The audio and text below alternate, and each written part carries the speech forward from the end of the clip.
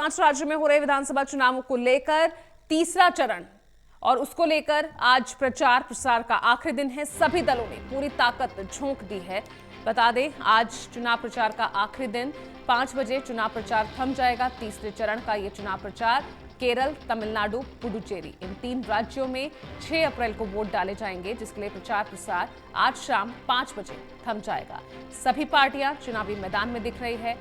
केरल, पुडुचेरी, तमिलनाडु 3 ये राज्य जिसमें 6 अप्रैल को वोटिंग होनी है तीसरे चरण की, और ऐसे में सभी पार्टियों ने पूरी ताकत झोंक दी है। आइए सीधा रुख कर रहे हैं विशेष संवाददाता तरुण कालरा का। तरुण, आज आखिरी दिन प्रचार प्रसार का, हालांकि फोकस में तो पश्चिम बंगाल, आसाम दिखाई दिया। अब केरल, तमिलनाडु और पुडुचेरी, यहां के लिए किस तरह की स्थिति दिख रही है इन तीनों राज्यों में?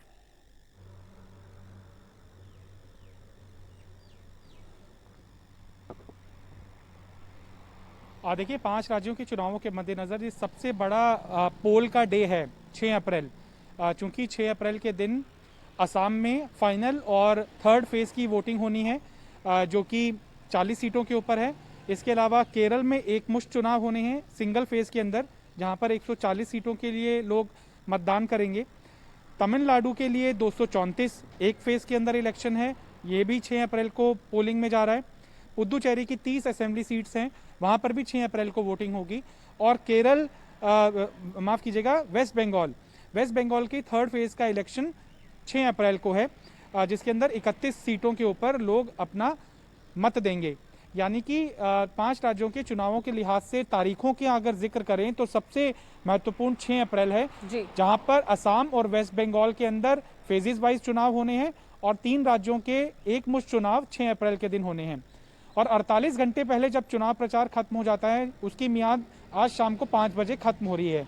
राहुल गांधी केरल में हैं, प्रधानमंत्री नरेंद्र मोदी बैठक की हालांकि अध्यक्षता कर रहे हैं, लेकिन दूसरे जो फेजेस हैं, अब पश्चिम बंगाल ही 6 अप्रैल के बाद बाकी बच जाएगा, 5 फेजेस बाकी वहां पर बच जाएंगे। तो वहां पर चुनाव की रणनीति तैयार करने पर बीजेपी लगी हुई है।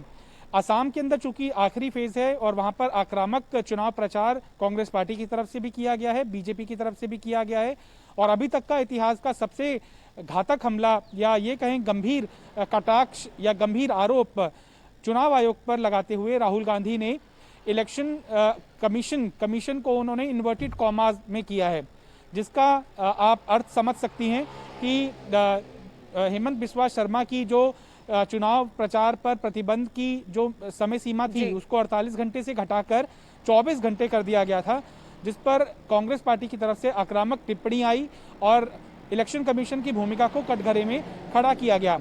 वेस्ट बंगाल एक टेप कांड चर्चा में है और ममता बनर्जी पर आक्रामक रुख अख्तियार किए हुए हैं बीजेपी के नेता।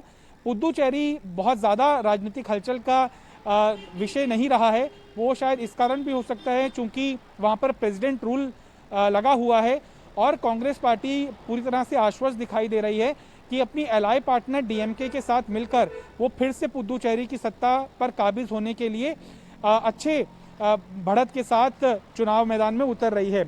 तमिलनाडु के अंदर भी कांग्रेस पार्टी को लग रहा है कि उनकी एलाई पार्टनर डीएमके अच्छा एक प्रदर्शन देगी और एआईडीएमके और बीजेपी के गठबंधन को कहीं ना कहीं शिकस्त देने में वो कामयाब होंगे।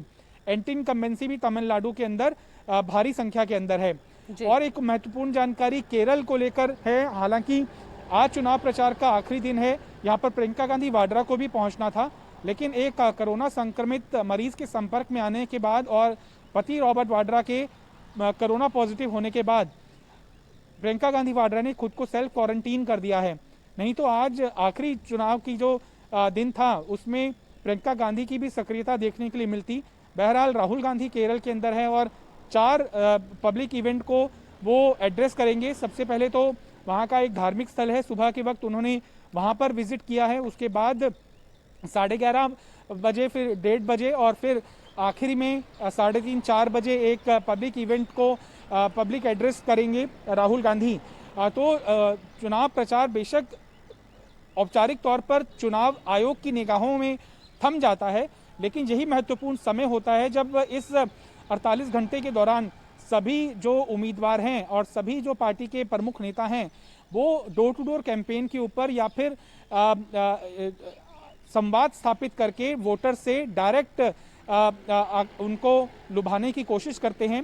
और इसी दौरान चुनाव आयोग की भूमिका भी खासी अहम हो जाती है, क्योंकि मसल पावर और मनी पावर का इस्तेमाल इसी 48 घंटों के दौरान आरोपों के हिसाब से होता आया है।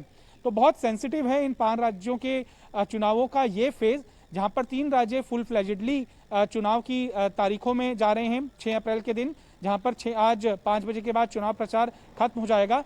और असम का 3rd और फाइनल पोल और वेस्ट बंगाल का 3rd फेज का पोल, उसको लेकर दोनों पार्टियां खासी आक्रामक दिखाई दे रही हैं। बिल्कुल, यहाँ पर वाकई में बेहद ही अहम होगा 6 तारीख का ये दिन, जब 5 राज्यों में चुनाव होंगे। बहुत बहुत शुक्रिया आपका तरुण इस तमाम जानकारी के लिए। तो बहरहाल सभी की नज़र 6 तारीख पर, क्योंकि अगर इन 5 राज्यों के विधानसभा चुनाव की बात करें तो तीसरा चरण सबसे अहम हो जाता है, और ऐसे में सभी की नज़र तीसरे चरण के इस चुनाव पर 6 अप्रैल को रहेगी।